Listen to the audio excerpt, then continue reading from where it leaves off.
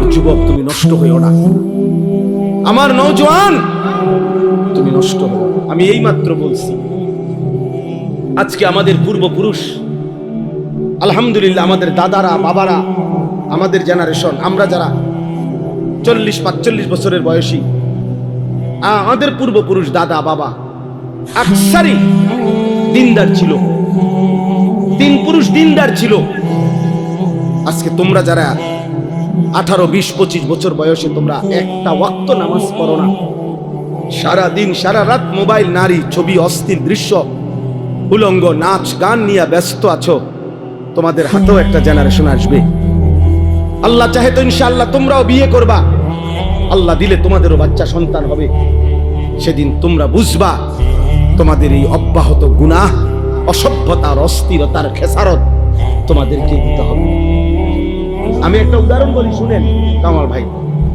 আমাদের কুমিল্লার, আপনি তো চিনবেনই, মুরাদনগর মাদ্রাসার যিনি মুহতামিম শেখুল হাদিস আল্লামা মুফতি আমজাদ হুসাইন সাহেব, বাংলাদেশের একজন অন্যতম আলেম ওয়াইজ, উনি নিজে বলছে, এক ভদ্রলোক, ওনার ঘনিষ্ঠ, ওনার মেয়েটা আরেকটা ছেলের সাথে ভাগ্যা গেছে। ভাগ্যা যাওয়ার পরে মেয়েটার তালাশে উনি বহু তালাশ কইরা মোটামুটি সন্ধান পাইয়া আনতে পারে নাই, থানায় মামলা করছে। কসম আল্লাহর, উনি নিজে বলছে, ওই মেয়েটা মেয়ের বাবার কাছে চিঠি লিখছে, একটা চিঠি পাঠাইছে। চিঠির মধ্যে মেয়ে স্পষ্ট লিখছে, আপনারা দুইজন যে কাজটা করেছিলেন অবিকল, আমি তো তাই করলাম, এখন আমার বেলায় পুলিশ পাঠালেন, আমার বেলায় থানায় মামলা কেন? আপনারা বাপ মা তো ভাগ্যা গিয়েই বিয়ে করছেন,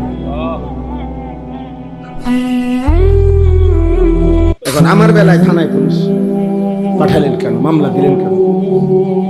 ওই বাবা অঝরে কাঁদছে যে হ্যাঁ, আমার সন্তান, আমার বেইজ্জতি আমার এই সুখ দিয়ে দিল, আমার বাপ আমারে বুঝাই দিল, ফিরাই দিল আমার সন্তান। এই জন্য প্রিয় সন্তান, মনে রাখো, আমার কাছে আরবি কিতাব আছে, ইমাম ইবনুল কাইয়িম আল জাওজি রাহমাতুল্লাহ আলাইহির কিতাব আদ-দা ওয়াদ-দাওয়া কিতাবের নাম। এই কিতাব রোগ এবং তার ঔষধ, গুনাহের ব্যাপারে, অনেক গুনার ব্যাপারে উনি আলোচনা করছেন। তো ওইখানে জিনা, ব্যভিচার, নারীর সাথে অসভ্যতা, অশ্লীলতার ব্যাপারে যে আলোচনা করছেন, ওইখানে একটা বাণী আছে, আমি দাগ দিয়ে রাখছি।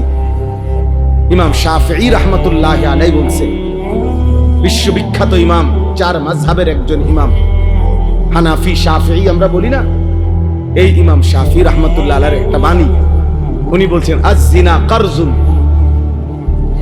ইমাম শাফিঈ রাহমাতুল্লাহ আলাইহি বলছে, যুবক ছেলেরা বাবা শোনো, উনি বলছে জিনা এবং ব্যভিচার এটা করজ, এটা ঋণ। ঋণ যেমন সুদ দিতে হয়, তোমার এই অসভ্যতা, ব্যভিচার তোমার ফ্যামিলির কাউকে না কাউকে দিয়ে সুদ দিতে হবে। আল্লাহর কসম, তোমার যদি বিশ্বাস না হয়, এই কিতাব আমি দেখাবো, এবং এই কিতাবের বাংলা অনুবাদও আছে।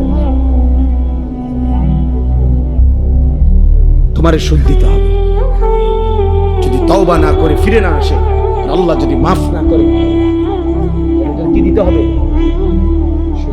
এটা ঋণ। আয-জিনা কারজুন, জিনা এবং ব্যভিচার কারজ, ঋণ, ঋণ।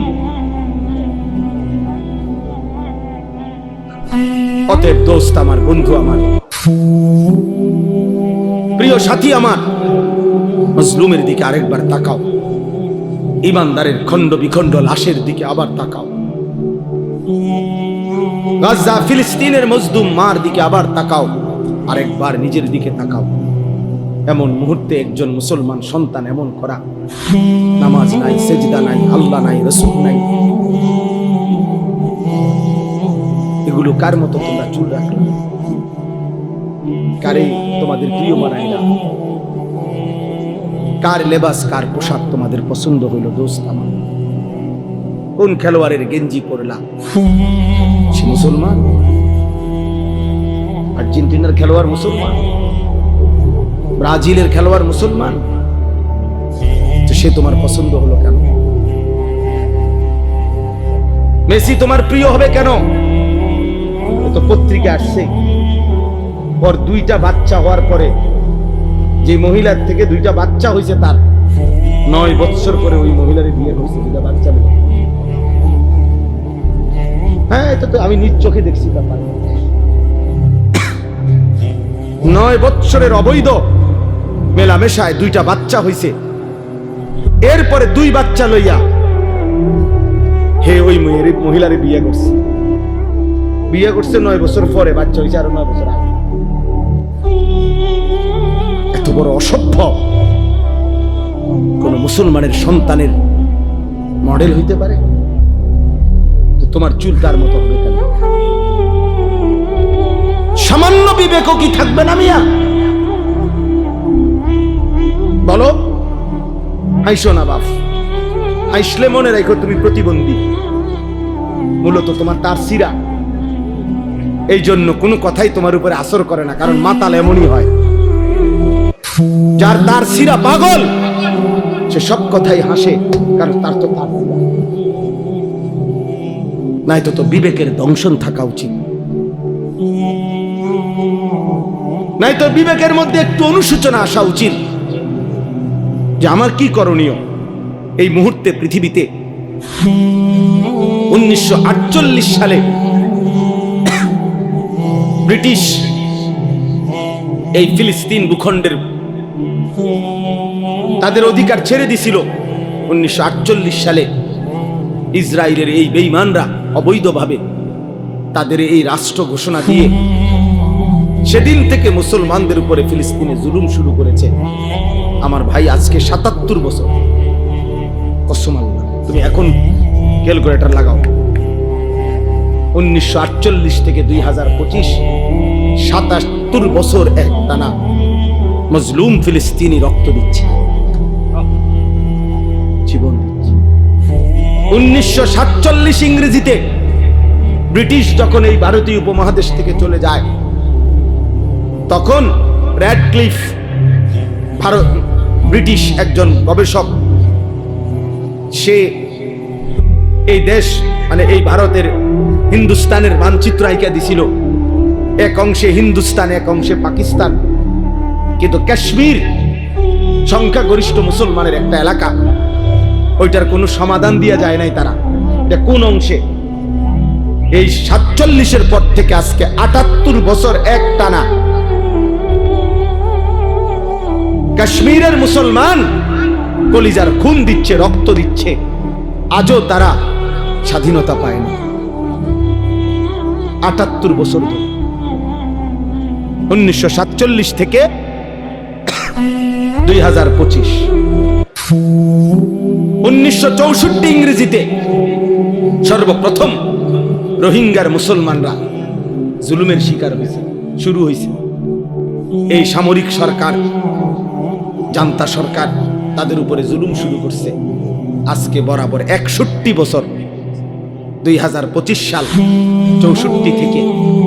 প্রিয় বন্ধু, 61 বছরেও রোহিঙ্গা মুসলমানরা তাদের আজাদি পায় নাই, তারা তাদের জমিনের মালিকানা বুঝে পায়। এজন্য আমার দোস্ত, ইনসাফের সাথে ভাইব। একবার যদি পিছলা খাও, আরেকবার দাঁড়াইতে কষ্ট হয়ে যায়। একবার যদি পাও পিছলে পড়ে যাই, আরেকবার দাঁড়াইতে কষ্ট। তাহলে 77 বছর মুসলিম ফিলিস্তিনি মার খাবে, 78 বছর কাশ্মীরে রক্ত ঝরবে, 61 বছর টানা রোহিঙ্গা রক্ত ঝরবে। আর তোমার উপরে আমার উপরে কখনোই কোনো মুসিবত আসবে না, এমন কাগজপত্র গ্যারান্টি করা আছে তো? বলো না, একটা ছেলে বলো। তাইলে বাবা তুমি কেমনে আরো নিশ্চিন্ত হয়ে গেলা? তুমি এমন নিরাপদ হয়ে গেলা কিভাবে যে তোমার এক ওয়াক্ত নামাজ নাই, সেজদা নাই, আল্লাহ নাই, রাসূল নাই, হালাল হারামের কোনো পাক নাফাকের কোনো ভাব ধারণা, একটা মোটরসাইকেল জিন্দিগি, একটা মোবাইল জিন্দিগি, একটা নারীর সাথে প্রেম, এটাই জীবন, চুলের ফ্যাশন, এটাই জীবন বানায় ফেলছো। বন্ধুদের সাথে অসৎ আড্ডা, কিছু অশ্লীল বিশ্রী বাজে কথাবার্তা, নিজেদের মধ্যে অসভ্য নোংরা কথাবার্তা, এটাকেই জীবনের আনন্দ, হাসি খুশি বানায়। অসভ্যতা আনন্দ হয় কেমনে ভাইয়া? প্রিয় ভাই বলো, কোন কোন কিতাবে লিখছে, কোন বইতে লিখছে, কোন ডিকশনারি যে নোংরামিটা আনন্দ, অসভ্যতা আনন্দ? তুমি একটা মেয়ের পিছনে ঘুরলা, এটা তো অসভ্যতা, এটা তো আনন্দ না। তুমি উলঙ্গ ছবি দেখলা, এটা তো নোংরামি, এটা তো আনন্দ হইতে পারে না। অশ্লীলতা তো পৃথিবীর কোনো ভাষায়, কোনো দেশে, কোনো ধর্মে অশ্লীলতাকে আনন্দ বলে না, অসভ্যতাকে আনন্দ বলে না। অতএব ইনসাফ করে। মূলত দিল মরে গেছে যার, আখিরাত ভুলে গেছে যে, ইনসানের কাতার থেকে যে নিজেকে বিচ্ছিন্ন করেছে, জন্তু এবং জানোয়ারের খাতায় যে নিজের নাম লেখাইছে, অসভ্যতার অস্থিরতা, আল্লাহকে ভুলে থাকা একমাত্র তার পক্ষে সম্ভব। এবার আমি কোরআন থেকে বলি, কোরআনুল কারীমের সূরা আরাফের মধ্যে আছে স্পষ্ট, আল্লাহ তাআলা বলেছেন, ওয়াত্তাবাআ হাওয়াহু ফামাসালুহু কামাসালিল কালব। আল্লাহর কসম, কোরআনের আয়াত। আল্লাহ বলেন, মনের ইচ্ছা মতো যে চলে, আমার মনে যা চায় আমি তাই করব। ওয়াত্তাবাআ হাওয়াহু, যে তার নফসের মনের চাহিদার অনুসরণ করে। কিসের আল্লাহ, কিসের রাসূল, কিসের কোরআন? বাদ দে বেটা, এডি হুজুরদের এসব কথা বাদ। আমার মনে যা চাই তাই করব। চুল আমার ইচ্ছা মতো, জামা আমার ইচ্ছা মতো, পোশাক আমার ইচ্ছা মতো, মন চাইলে খাড়াইয়া মুতলাম, মন চাইলে বইয়া মুতলাম, মন চাইলে মানুষের মেয়েরে বিরক্ত করলাম, মন চাইলে সারা রাত উলঙ্গ ছবি দেখলাম, যা ইচ্ছা তাই করলাম। আমার বাবার সম্মান, মার সম্মান, কিচ্ছুর আমার কোনো পরোয়া নাই। আল্লাহর কসম, কোরআনে আল্লাহ বলছে, এমন জীবন যার, তার দৃষ্টান্ত কামাসালিল কালব, কুত্তার মতো, কুত্তার মতো, কুত্তার মতো। এই নাফরমান, এই জিন্দেগি কুত্তার জিন্দেগি, কুত্তার জিন্দেগি। এজন্য বেনামাজ জীবনে রাখিস, তোর জিন্দেগি কুত্তার জীবন। সেজদাবিহীন যুবক, মনে রাখিস তোর জীবন কুত্তার জীবন। সারা উলঙ্গ ছবি দেখো যারা, নারী ছবি, মোবাইলের অস্থির দৃশ্য, মনে রাখিস বেটা তোর জীবন কামাসালিল কুত্তার জীবন, জানোয়ারের জীবন বেটা। এই একবার সুযোগ পাইছি, একবারই বললাম, আরেকবার আসতে হবে জরুরি না, আরেকবার আসার কোন প্রয়োজন নেই। আর যদি না বাঁচি,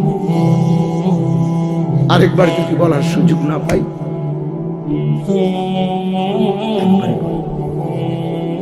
প্রিয় বন্ধু ফিরে আসো। প্রিয় নওজোয়ান মুসলমানের এই বিপদে তুমি না দাঁড়াইলে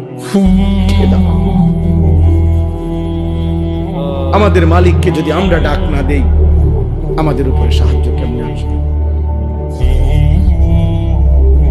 আমাদের মনিবের কাছে যদি আমরা কাঁদি না কাঁদি, আমাদের বিজয় আসবে কিভাবে? আমাদের প্রিয় নবী সাল্লাল্লাহু আলাইহি ওয়াসাল্লাম, এবার রাসূলুল্লাহ সাল্লাল্লাহু আলাইহি ওয়াসাল্লামের জিন্দেগি শুনেন। সবাই শুনতেছেন? ছেলেরা, বাপ তোমরা শুনতেছো? বাপ ভাবতে শিখো ভাইয়া। যত ধমকেই দেই, যত শক্ত কথাই বললাম, দোস্ত, আল্লাহর কসম আমি এই বুক চিরে দেখাবো আমি তোমারে ভালোবাসি। আমার জিন্দেগি ছেলেদের জন্য, নওজোয়ানের জন্য, আমার জিন্দেগি, এটা আমার সাধনা, এটা আমার মেহনত, এটা আমার ফিকির, ফিকির আমার। আল্লাহর নবী সাল্লাল্লাহু আলাইহি ওয়াসাল্লাম মাত্র 313 জন সাহাবীকে নিয়ে বদরের যুদ্ধে যখন যুদ্ধের ময়দানে দাঁড় করাইছে, 1000 কাফেরের মোকাবেলায়, হাদিসে স্পষ্ট আছে, নবীজি সাল্লাল্লাহু আলাইহি সাল্লাম তখন সাহাবীদেরকে বললেন, তোমরা দাঁড়াও, যারে যেমনে দাঁড় করাইছি দাঁড়াও, তবে আমি আদেশ না দেওয়া পর্যন্ত যুদ্ধ শুরু করব না। কথা বুঝছেন কিনা? এই কথা বলে আল্লাহর নবী সাল্লাল্লাহু আলাইহি সাল্লাম পিছনের দিকে আসছে, একটু পিছনের দিকে আসছে আর কি। আয়েশা পাহাড়ের টিলায় নিচে, পাহাড়ের চূড়ার নিচে আল্লাহর নবী সাল্লাল্লাহু আলাইহি ওয়াসাল্লাম সেজদা দিয়ে এক টানা কাঁদতে শুরু করছে। নবী সাল্লাল্লাহু আলাইহি সাল্লাম অঝরে চোখের পানি ফেলতেছেন এই বদরের প্রান্তরে। তখন আল্লাহর নবী সাল্লাল্লাহু আলাইহি সাল্লাম বলছেন, আল্লাহ, আমি আপনার কসম করে বলতেছি, ইন তুহলিক হাদিহিল ইসাবা লান তুবাদা ফিল আরদ। মাওলা, আমার সামান্য পুঁজি, আমার গত 13 বৎসর, আমার গত 13 বৎসরের মক্কার মেহনত, মদিনার 6 মাস বা 1 বছর, আমার এই 14 বছরের কাছাকাছি সময়ের মেহনতে আমার এই 313 জন সাহাবী, আমার পুঁজি আমি দাঁড় করাইছি ময়দানে। এই ছোট্ট সৈন্য আমার অল্প কয়টা লোক। আজ যদি বদরের এই প্রান্তরে আপনি যদি আমার এই সামান্য বাহিনী শেষ করে দেন, এরা যদি শহীদ হয়ে যায়, তো মনে রাখেন মাওলা, লান তুবাদা ফিল আরদ, আপনার জমিনে আর আপনাকে ইবাদত করার কেউ থাকবে না। আমার পুঁজি তো 313 জন, ওরা যদি শহীদ হয়ে যায় সবাই, আপনারে সেজদা দিবে কে? আপনার গোলামি করবে কে? এইভাবে আল্লাহর নবী সাল্লাল্লাহু আলাইহি সাল্লাম অঝরে কাঁদতেছিলেন আর বলতেছিলেন, আহাজারি করতেছিলেন। আল্লাহ রাব্বুল আলামিন ঠিক তখন জিবরাইল পাঠাইয়া নবী সাল্লাল্লাহু আলাইহি সাল্লামকে সরাসরি জানায় দিয়েছেন, বন্ধু, ফাস্তাজাবা লাহুম রাব্বুহুম, আপনার দোয়া আমি কবুল করেছি। আমি আল্লাহ আসমান থেকে এই মুহূর্তেই জিবরাইলের নেতৃত্বে 1020 ফেরেশতার কাফেলা আপনার সাহায্যে পাঠাচ্ছি। আন্নী মুমিত্তুকুম বিআলফিন মিনাল মালাইকাতি মুরদিফিন, আমি এক্ষুনি পাঠাচ্ছি। আপনার সাথে আপনার সাহাবীদের সাথে কাঁধ মিলিয়ে ফেরেশতারা যুদ্ধ করে বদরের যুদ্ধে আল্লাহ তাআলা মুমিনের বিজয় দান করছেন, বিজয় দান করছেন। তাহলে এই জন্য ভাইয়া, প্রিয় ভাই আমার, রাসূলুল্লাহ সাল্লাল্লাহু আলাইহি ওয়াসাল্লাম চোখের পানি ফেলছেন আল্লাহর নবী সাল্লাল্লাহু আলাইহি ওয়াসাল্লাম। আজকে আমরা তো কমপক্ষে চোখের পানিটা তো ফেলতে পারি। এই মুহূর্তে আমরা যদি গাজা যাইতে তো চাই, যাওয়ার জন্য কসম আল্লাহর, শুধু এই মাহফিলে বলতেছি না, একাকিত্ব মালিকের কাছে 1000 বার করছি, মালিক যদি এই জান তোমার পছন্দ হয় তো এই জান দিতে রাজি আমি, তবুও মজলুমকে বাঁচায় দাও, মজলুমকে বাঁচায় দাও। যে সারা বাংলাদেশ ব্যাপী যখন মিছিল হয়েছে আমাদের, সবাই আমরা মিছিল করছি, আলহামদুলিল্লাহ, আমরাও মিছিলে গেছি, আমরাও মিছিল। আমার ছোট ছেলে, আমার 2 ছেলে, আমার বড় ছেলে 13 বছর, ওরে আমি সাথে দিছি, তো আমার 7 বছরের ছোট ছেলে, এই যে আমাদের সারা দেশ একসাথে যে মিছিল করলাম আমরা, 7 বছরের ছেলে ওই ধারায় আছে। তা আমি বললাম, আব্বা তুমি ছোট মানুষ, তুমি যাইও না। আলহামদুলিল্লাহ, মালিকের দয়া, আমার বিবি ওই আমারে বলতেছে যে আমার পক্ষ থেকে আমি আমার ছোট কসম আল্লাহ, ও চরও নিয়ে যাবে, এটা আমি আমার পক্ষ থেকে। অতএব আমি এই মাত্র বলছি, রাসূলুল্লাহ সাল্লাল্লাহু আলাইহি সাল্লামের একজন মহিলা সাহাবী হযরত আয়েশা রাদিয়াল্লাহু তাআলা আনহার বড় বোন হযরত আসমা রাদিয়াল্লাহু তাআলা আনহা, ওনার ছেলে ছিলেন আব্দুল্লাহ ইবনে জুবায়ের রাদিয়াল্লাহু তাআলা আনহু, বিখ্যাত সাহাবী। সর্বশেষ উনি যখন হাজ্জাজ ইবনে ইউসুফের বিরুদ্ধে যুদ্ধ করার জন্য বের হইতেছিল, শেষবারের মতো দুশমনের মোকাবেলায় যুদ্ধে যাওয়ার সময় ওনার আম্মা এই আসমা হযরত আবু বকর সিদ্দিক রাদিয়াল্লাহু তাআলা আনহুর মেয়ে, উনি তখন 90 ঊর্ধ্ব বয়স, উনি চোখে দেখতেন না, অন্ধ হয়ে গেছিলেন। এই মহিলা আসমা আবু বকর রাদিয়াল্লাহু তাআলা আনহুর কন্যা, মানে আয়েশা রাদিয়াল্লাহু তাআলা আনহার বোন। তো আব্দুল্লাহ ইবনে জুবায়ের ওনার ছেলে, উনি যুদ্ধে যাবে, শেষবারের মতো মার কাছে আসছে বিদায় নিতে। মারে আয়েশা বলছে, মা আমার এই শেষবারের মতো দোয়া করে দাও, আমি শহীদ হওয়ার জন্য দুশমনের মোকাবেলায় যাচ্ছি। তো মা তো চোখে দেখে না, আমরা নিজে উর্দু কিতাবে পড়ছি। উনি কাছে আসছে, মা ওনারে কাছে আসতে কইছে, তো কাছে আসছে, আর হযরতে আসমা চোখে দেখেন আমি হাত বাড়াইছে ছেলের গায়ে দোয়া করার জন্য, হাত লাগাইয়েই হাত সরাই ফেলছে। সাথে সাথে হযরত আব্দুল্লাহ ইবনে জুবায়ের অবাক হয়ে গেছে যে আমার মা আমার গায়ের থেকে হাত সরাই ফেললো কেন। ওনার আম্মা আসমা 90 বছরের ঊর্ধ্বে যার বয়স, মুসলিম নারী, সেই মা বলতেছে, আব্দুল্লাহ তুমি না শহীদ হওয়ার জন্য যুদ্ধে যাচ্ছ বললা? বলছে, হ মা, শহীদ হওয়ার জন্যই তো যাচ্ছি। হযরত আসমা বলছে, তাহলে সন্তান আমার লোহার বর্ম গায়ে দিলা কেন? লোহার পোশাক গায়ে দিলা কেন? যদি বলো শহীদ হবা, তাহলে গায়ে লোহার পোশাক পরলা কেন? তুমি না বলে শহীদ হবা, খোলো এই পোশাক, আল্লাহর জন্য জান দিয়ে দাও। তো পোশাক খুলে ফেলছে উনি। এরপরে খালি জামায়, শুধু স্বাভাবিক জামা দিয়ে যুদ্ধ করে হযরত আব্দুল্লাহ ইবনে সুবাইর শাহাদাত বরণ করছে। আরো শোনো যুবক, আমি উর্দু কিতাবে এই ঘটনাও পড়ছি। আল্লাহর নবী সাল্লাল্লাহু আলাইহি সাল্লামের একজন সাহাবী ছিল হাবিব ইবনে যায়েদ, হাবিব ওনার নাম। নবী সাল্লাল্লাহু আলাইহি সাল্লামের এই সাহাবীকে একজন মিথ্যা নবী দাবিদার, সর্বপ্রথম যে নিজেকে মিথ্যুক নবী দাবি করছিল নবী সাল্লাল্লাহু আলাইহি সাল্লামের ইন্তেকালের কয়েকদিন আগে, তার নাম হলো মুসাইলামা, মুসাইলামাতুল কাজ্জাব। তখন নবীজি তখন জীবিত, একেবারে লাস্ট টাইম। এই সময় সে নিজেকে মিথ্যা নবী দাবি করছিল। এই মিথ্যুকের অনুসারী যে কয়েকজন, তারা ঘটনাচক্রে এই রাসূলুল্লাহ সাল্লাল্লাহু আলাইহি সাল্লামের মাত্র 16 থেকে 17 বছর বয়সী হাবিব ইবনে যায়েদ এই সাহাবীকে বন্দী করছে, আটকাইয়া ফেলছিল। আটকাইয়া যখন মুসাইলামা ওই মিথ্যুক ভণ্ড নবী দাবিদারের কাছে আনছে, তো ওই বেঈমান মুসাইলামা ওনার এই সাহাবী হাবিবকে, সুন্দর চেহারা, 17 বছরের ছেলে, নবীজির সাহাবী, ওনাকে বলছে, হাবিব তুমি একবারের জন্য শুধু বলো আমি মুসাইলামা আল্লাহর নবী। তখন হযরত হাবিব বলছে, আল্লাহর কসম, আশহাদু আন্না মুহাম্মাদান রাসূলুল্লাহ ওয়া আনতা কাদ্দাব, আমি সাক্ষ্য দিচ্ছি মুহাম্মদ সাল্লাল্লাহু আলাইহি সাল্লাম তিনি আল্লাহর রাসূল আর তুই মিথ্যুক। কিতাবে আছে বন্ধু, এই মুসাইলামা ওনার ডান হাত কেটে ফেলে দিছে। বলছে, এবার বল।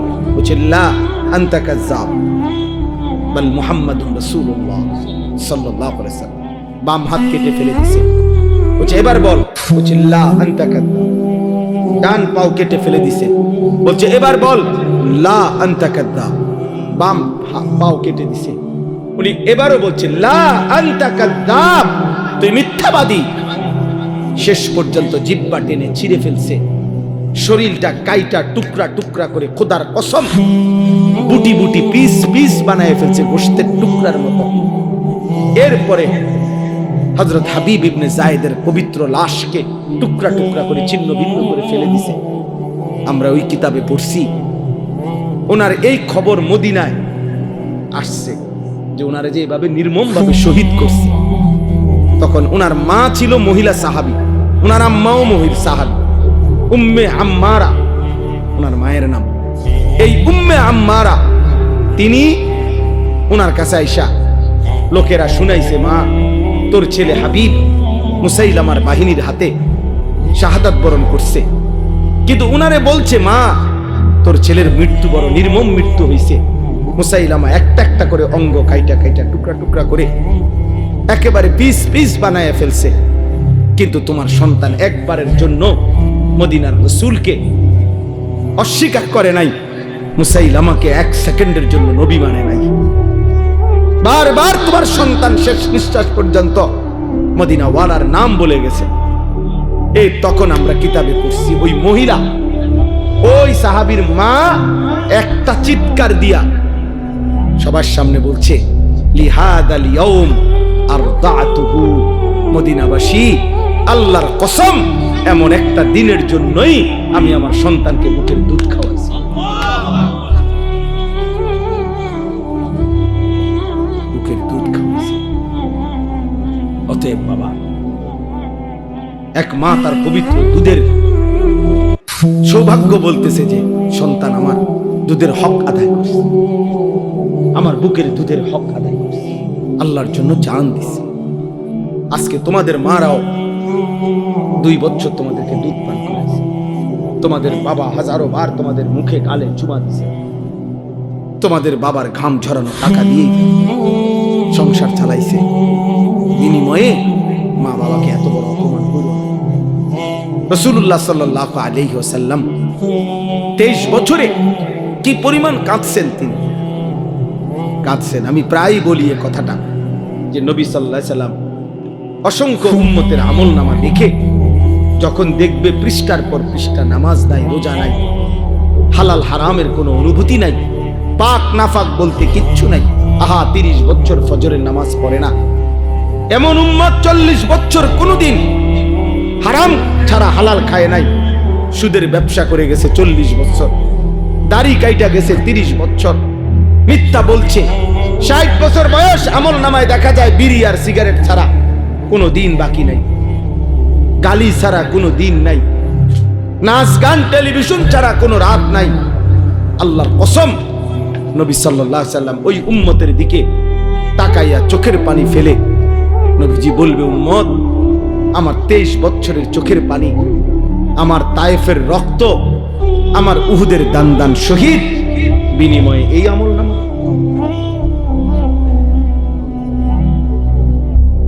এই আমলনামা উম্মত তুমি জানো না, তায়েফে আমার এই পরিমাণ পাথর মারছে যে পাথরের আঘাতে রক্ত ঝরতে ঝরতে আমার পায়ের জুতা পায়ের সাথে জমাট বাইধা গেছে। হযরত যায়েদ বলছে রাসূলুল্লাহ সাল্লাল্লাহু আলাইহি ওয়াসাল্লামের জুতা মুবারক পায়ের সাথে জমাট বাইধা গেছে রক্তে। নবী জিজ্ঞেস করবে, উম্মত এতটা রক্ত ঝরাইলাম, উহুদের ময়দানে দান দান শহীদ করলাম, ক্ষুধার কষ্টে পেটে 2টা পাথর বাঁধলাম, সারা রাত দাঁড়িয়ে আম্মা জান আয়েশা রাদিয়াল্লাহু তাআলা আনহা নবীজির স্ত্রী বলছেন, আমার ভাই আমি শেষ করে দিচ্ছি, নবীজির স্ত্রী আম্মা জান আয়েশা রাদিয়াল্লাহু তাআলা আনহা বলছেন, আমি আমার রাসূলকে দেখছি এশার নামাজের পরে একটু পরেই তিনি দাঁড়াইছে, ফজরের নামাজের আজানের আগ পর্যন্ত এক দাঁড়ানোতে, আল্লাহর কসম উম্মতের জন্য এক দাঁড়ানোতে চোখের পানি ফেলে কাঁদছে আর দোয়া করছে। হাত্তা তাওয়াররামাত কাদামাহু, 2টা পাও ফুলে ফুলে গেছে। নবী সাল্লাল্লাহু আলাইহি সাল্লাম এই আমলনামা দেখবে, দেখে বলবে, উম্মত আমার এত চোখের পানি, আমার এত কান্না, তায়েফের এত রক্ত, উহুদের দান দান শহীদ করা, পেটে পাথর বাঁধা, ক্ষুধার কষ্টের বিনিময়ে, এই বিনিময়ে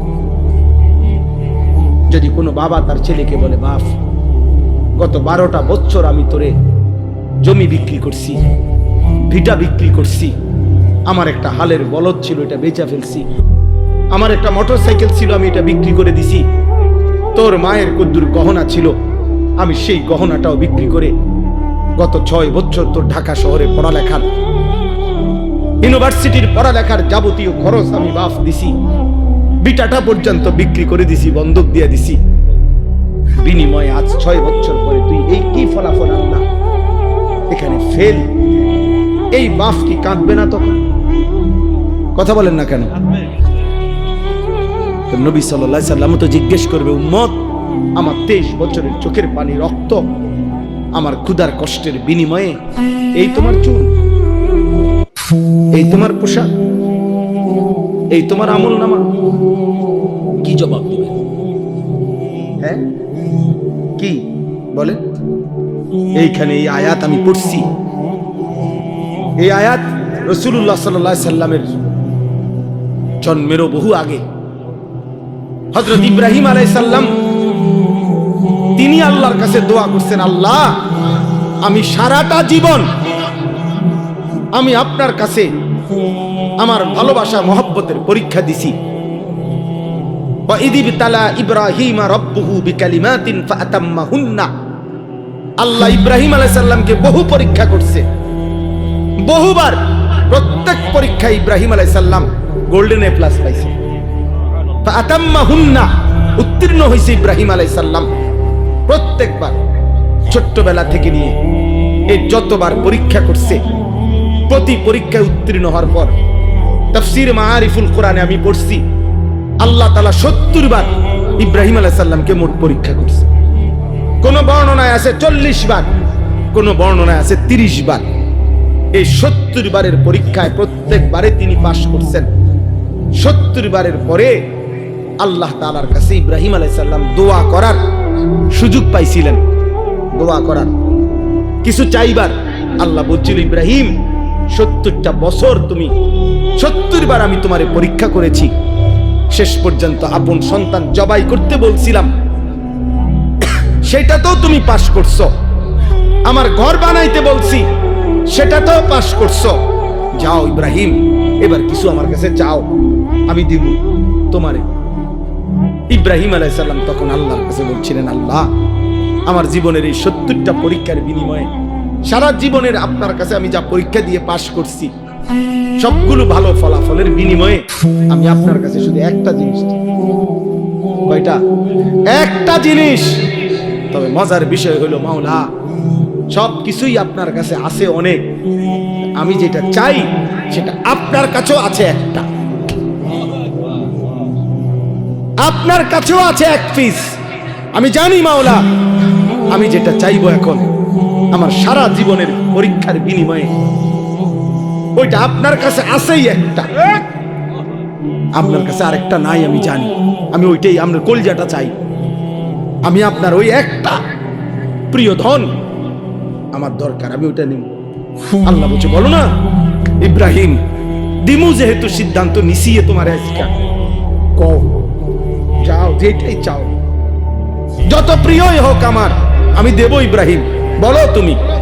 ইব্রাহিম আলাইহিস সালাম তখন এটা চাইছে, রব্বানা ওয়াবআস ফীহিম রাসূলাম মিনহুম, আল্লাহ, আমার সন্তান ইসমাঈলের বংশে আমি ওই শেষ জামানার পয়গম্বর, আখেরি পয়গম্বর, নবী দু জাহান, নবী দু শাহা, নবী দু আলম, ফখর মওজুদাত, সৈয়দুর রসুল, মুসাদ্দিকুর রসুল, নবীউল আম্বিয়া, ইমামুল মুত্তাকিন, ইমামুল মুরসালিন, ইমামুল আতকিয়া, ইমামুল আম্বিয়া, ইমামুল মুরসালিন, খায়রু খালকিল্লাহ মুহাম্মদ আরবি সাল্লাল্লাহু আলাইহি সাল্লাম, আখিরি মুহাম্মদ বন্ধুকে আমি আমার সন্তানের বংশে চাই।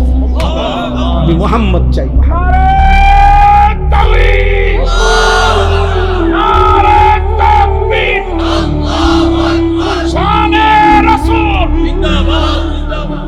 বুঝছুনি ভাইয়া? রব্বানা ওয়াবআস ফীহিম রাসূলান, আল্লাহ, আমি ওই কলজাটা চাই,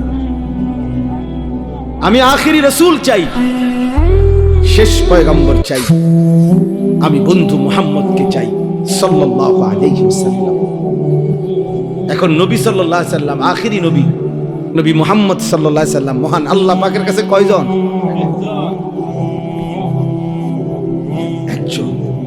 হুসনে ইউসুফ দমে ঈসা, ইয়াদে বাইদা দারি, আঁচে খুবা হামাদারান তু তন্মাদা। আল্লামা ইকবাল বলছে, হে নবী মুহাম্মদ, ১৬ লক্ষ আম্বিয়ার, সব নবী, সব রাসূলের যত গুণ, যত বৈশিষ্ট্য, যত মুআজিজা, সব আলাদা আলাদা করে খুঁজে দেখছি, আপনি একা বন্ধু, আপনার মাঝে সব একসাথে খুঁজে পেয়েছে। আছে খুবা হামাদারান তু তনহা দারি, আপনি একাই সব, আপনি একাই সব, আপনি একাই সব।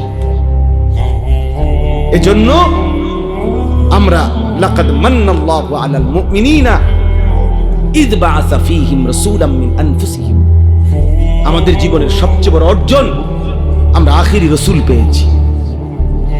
আমাদের জীবনের সবচেয়ে বড় পাওয়া বন্ধু, আমরা আখিরি নবীকে পেয়েছি। অতএব আমার ইব্রাহিম আলাইহিস সালাম বলছে, মাওলা, আমি কেন চাই মুহাম্মদ সাল্লাল্লাহু আলাইহি সাল্লামকে আমার সন্তানের বংশে, ইয়াতলু আলাইহিম আয়াতিকা, সে আপনার কালাম তেলাওয়াত করে পরবর্তী বংশধরকে শোনাবে। ওয়া ইউআল্লিমুহুমুল কিতাবা ওয়াল হিকমা, কোরআন এবং সুন্নাহর আলোকে আপনার বান্দাদের জীবন গড়ে দিবে। ওয়া ইউযাক্কিহিম, আপনার বান্দার কলিজাটা পাক সাফ করে পবিত্র করে দিবে। ইন্নাকা আনতাল আজিজুল হাকীম, আমি জানি মাওলা, আপনি সবটা ক্ষমতা রাখেন, আপনি মহাপ্রজ্ঞাময়, শক্তিশালী। এজন্য এই আয়াত পড়ার উদ্দেশ্য হলো এই শেষ কথা আমার, আমরা শ্রেষ্ঠতম নবীর উম্মত, আখিরি রাসূলের উম্মত। অতএব আমাদের ঈমান, আমাদের আমল, আমাদের তাকওয়া, আমাদের ইখলাস আরো বেশি হওয়া উচিত। শেষ জামানার নবী, আখিরি নবীর উম্মত হিসাবে আমাদের আত্মমর্যাদা আরো বেশি হওয়া উচিত। এজন্য প্রিয় যুবক বাবা, পর্দার আড়ালের মা বোন, এত বড় শ্রেষ্ঠতম নবী পেয়ে আমরা যদি জিন্দিগিটা এভাবে নষ্ট করে দেই, এটা উচিত না, এটা ইনসাফ না। এজন্য আমি অনুরোধ করছি, আজকে এই রাত গভীরে তোমরা যারা কিশোর নওজোয়ান এতটা কষ্ট করে এত রাত অবধি বসে রইলা, আমি তোমাদের কাছে অনুরোধ করি ভাইয়া, মাথার চুল থেকে পায়ের নখ পর্যন্ত তুমি যেহেতু সুন্দর নিজেকে সাজাইতে চাও, আমিও বলি তুমি সুন্দর হও, কিন্তু সেই সৌন্দর্য নিজেকে যেহেতু সুন্দর করতে চাও, আল্লাহর কসম প্রিয় নবী সাল্লাল্লাহু আলাইহি সাল্লামের চাইতে সুন্দর এই কায়নাতে আর কেউ হইতে পারে। অতএব সুন্দরী যেহেতু পছন্দ, তাহলে রাসূলুল্লাহ সাল্লাল্লাহু আলাইহি সাল্লামের সৌন্দর্য গ্রহণ করা এটাই সবচেয়ে বেশি বুদ্ধিমান এবং বিবেকবানের উচিত। কারণ প্রিয় নবী সাল্লাল্লাহু আলাইহি সাল্লাম তিনি হাসলেও সুন্দর, তিনি কাঁদলেও সুন্দর, তিনি হাঁটলেও সুন্দর, তিনি বসলেও সুন্দর। হাজারো সাহাবী নবী সাল্লাল্লাহু আলাইহি সাল্লামের সৌন্দর্যের বর্ণনা দিয়েছেন। নারীরা, পুরুষেরা, সাহাবীরা সবাই নবীজির সৌন্দর্যের প্রমাণ করছেন। 1450 বছর ধরে আপনজন দুশ্মন সবাই নবীজির জীবনী গবেষণা করছে। ইমানদারের কাছেও তিনি শ্রেষ্ঠ, পৃথিবীর সমস্ত কাফের বেঈমানের কাছেও আল্লাহর রাসূল সাল্লাল্লাহু আলাইহি সাল্লাম শ্রেষ্ঠ। তাহলে তিনি বন্ধুর কাছেও শ্রেষ্ঠ, তিনি দুশ্মনের কাছেও শ্রেষ্ঠ। আমাদের নবীর চাইতে শ্রেষ্ঠ কোন দিক থেকে এই পৃথিবীর কোন বেঈমানও কাউকে এই পর্যন্ত প্রমাণ করতে পারে নাই। তাইলে শ্রেষ্ঠতম রাসূল আমার থাকতে তুমি বেঈমানের মতো সাজবা কেন? কেন তুমি সুন্নাত ছেড়ে দিবা? কেন তুমি আল্লাহর রাসূল সাল্লাল্লাহু আলাইহি সাল্লামকে ছেড়ে দিবা? অতএব একটা যুবকও যদি বোঝো, আমি তোমার জন্য বলবো, আমি একজনের জন্য বলবো, একজন। আল্লাহ তাআলা আমাদের প্রত্যেককে কবুল করে নেন। ছেলেরা বাবা, আল্লাহর ওয়াস্তে বাপ, তোমরা আখলাক সুন্দর করো, তোমরা তোমাদের এই চুল স্বাভাবিক বানাও, তোমরা দয়া করে আল্লাহর ওয়াস্তে বন্ধু এই চুল চারিদিকে সমান করে কাটো। এগুলা দাজ্জালের চুল। এই দাজ্জাল ইহুদিদের খোদা, এখানে পরিষ্কার হাদিসে আছে ভাইয়া, ইহুদিরা যাকে খোদা মনে করে সে দাজ্জাল, দাজ্জাল। আর আল্লাহ রাসূল সাল্লাল্লাহু আলাইহি সাল্লাম বলেছে দাজ্জালের চুল হবে এলোমেলো, একেবারে বিশুদ্ধ হাদিস। স্বাভাবিকতার পরিপন্থী যত চুল, এগুলা দাজ্জালের চুল। খোদার কসম, রব্বে কাবার কসম, এই মসজিদের ঘরের মালিকের কসম, আল্লাহ রাসূল সাল্লাল্লাহু আলাইহি সাল্লাম বলেছে দাজ্জালের চুল হবে স্বাভাবিকতার পরিপন্থী। এজন্য এই চুল রাখো না, এই চুল রাখো না, তুমি দুশ্মনের খপ্পরে পড়ে যাবে। দয়া করে ফিরে আসো, নামাজ পড়ো, 5 ওয়াক্ত নামাজ, ফজরের নামাজ পড়ার চেষ্টা করো। ইনশাআল্লাহ তোমাদের হাতেই আগামী দিনের ইসলামের বিজয় হবে। হ্যাঁ হ্যাঁ, যেই যুবকের হাতে যদি, নওজোয়ানের হাতে যদি জালেম ভাগতে পারে, নওজোয়ানের হাতে কালেমার পতাকা উড়বে ইনশাআল্লাহ। বাংলাদেশেও ইসলামের পতাকা উড়বেই ইনশাআল্লাহ।